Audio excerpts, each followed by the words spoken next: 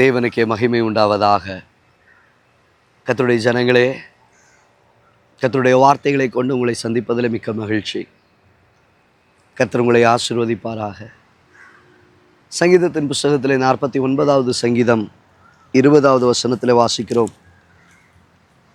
கனம் பொருந்தினவனாயிருந்தும் அறிவில்லாத மனுஷன் அழிந்து போகும் மிருகங்களுக்கு அவன் ஒப்பாயிருக்கிறான். கனம் பொருந்தினவனாயிருந்தும் இந்த உலகத்தின் சகல ஆசீர்வாதங்களை உடையவனாயிருந்தும் வாழ்க்கையில் நல்ல பேருங்க அவனுக்கு. அவரை போல ஒரு உயர்ந்த மனுஷன் இருக்க முடியாது. அவ்வளவு செல்வம் இருக்கு. அந்த ஊரே அவர்களுடையது தான். அங்கே இருக்கிறதான ஏக்கர் கணக்கான சொத்துக்கள் அவர்களுடையது தான். கனம் பொருந்தின மனுஷன். இந்த உலகம் இதெல்லாம் கனமாக பார்க்கிறது. அவர்களுக்கு வருமானம் என்ன தெரியுமா?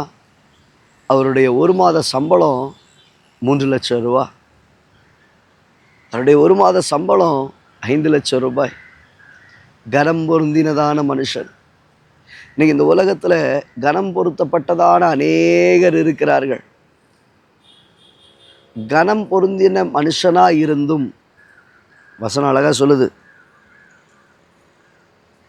கனம் பொருந்தின மனுஷனாக இருந்தும் அறிவில்லாதிருப்பானால், அப்போது கனம் உண்டு, ஆசீர்வாதம் உண்டு, திரட்சி உண்டு, எல்லாம் இருக்கு. ஆனால் அறிவில்லையே. என்ன அறிவு? தேவனை குறித்த அறிவு தான். ஆண்டவராக இயேசு சொல்லும்போது அந்த வார்த்தை அழகாக இருக்கும். மனுஷன் உலகம் முழுவதையும் ஆதாயப்படுத்தி கொண்டாலும், உலகம் ஃபுல்லாக அவன் ஆதாயப்படுத்தலாங்க, தன் ஜீவன், உன் ஆத்துமாவை நீ இழப்பாயானா, உன் ஆத்துமாவிலே அறிவில்லாதிருக்குமானால், அழிந்து போகிறதான மிருகங்களுக்கு அது ஒன்றும் இல்லாமல் போயிருங்க. அது என்ன நடக்குதுன்னே தெரியாது. அழிந்து போகிறதான மிருகங்களுக்கு அவன் ஒப்பாய் இருக்கிறான்.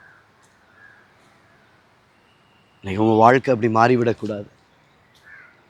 உங்களை சுற்றி இருக்கிறவர்களுடைய வாழ்க்கை அப்படி போயிடக்கூடாது. அவர்களுக்கு எவ்வளவு கனம் இருந்தாலும் சரி, தெய்வத்தை குறித்த அறிவு அவர்களுக்கு இருக்கணும். ஆண்டவரை குறித்ததான அந்த அறிவு அவர்களுக்கு இருக்கணும்.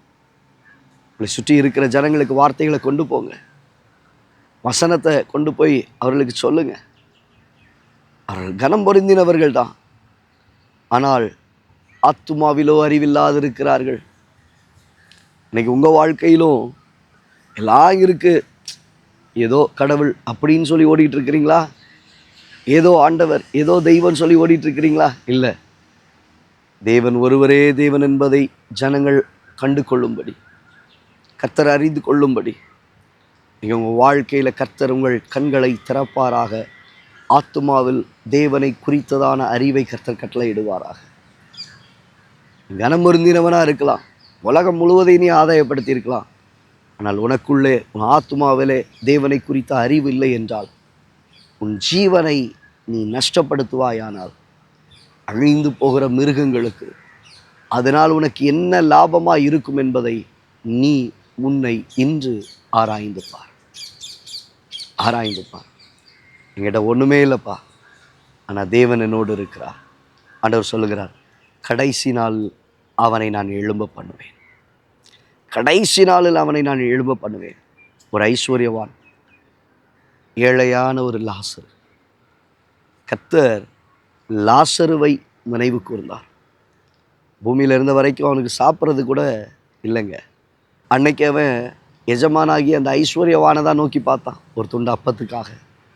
ஆனால் வாழ்க்கை முடிந்தபோது தேவன் லாசருவை ஆபிரகாமனுடைய மடியிலே அமரும்படி செய்தார். ஆனால் ஐஸ்வர்யவானோ தன் ஜீவன் நஷ்டப்பட்டது நிமித்தமாய், தேவனை குறித்த அறிவில்லாதது நிமித்தமாய் நரக ஆக்கினையில் தள்ளப்பட்டார். இன்றைக்கு உங்கள் வாழ்க்கை எப்படி ஆகியிருக்கிறது? தேவனை குறித்த அந்த அனுபவம், அந்த அறிவு எனக்கு போதும், எல்லாவற்றிலும் கர்த்தர் என்னை நடத்துவார், ஆசீர்வதிப்பார் என்கிற அந்த இருதயத்தை கர்த்தர் உங்களுக்கு தந்து நடத்துவாராக. கண்களை மூடி ஜெபிப்போம். நல்ல தகப்பனே, குமாரனாகிய இயேசு கிறிஸ்துவின் நாமத்தினால் நம்முடைய சமூகத்துக்கு நேராக நாங்கள் வருகிறோம்.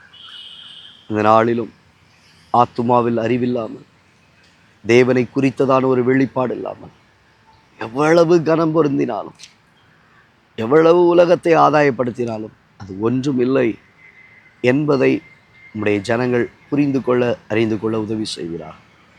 உடைய இருதயத்தின் கண்களை திறப்பீராக. உடைய ஆவியின் கண்களை கர்த்தர் திறப்பீராக. மனக்கண்களை கர்த்தர் திறப்பீராக. உம்மை அறிந்து கொள்ள, ஜீவனை ஆதாயப்படுத்தி கொள்ள உதவி செய்யும். இயேசுவின் நாமத்தில் பிதாவே, ஆமென். எனக்கு அன்பான தேவ பிள்ளையே, வார்த்தை அழகாய் சொல்லுகிறேன். கனம் பொருந்தி இருக்கலாம். உன் ஆத்மாவை நீ நஷ்டப்படுத்தினால உனக்கு என்ன லாபம் உண்டுப்பா? அழிந்து போகிற மிருகத்துக்கு ஒப்பாய் மாறிவிடாதே.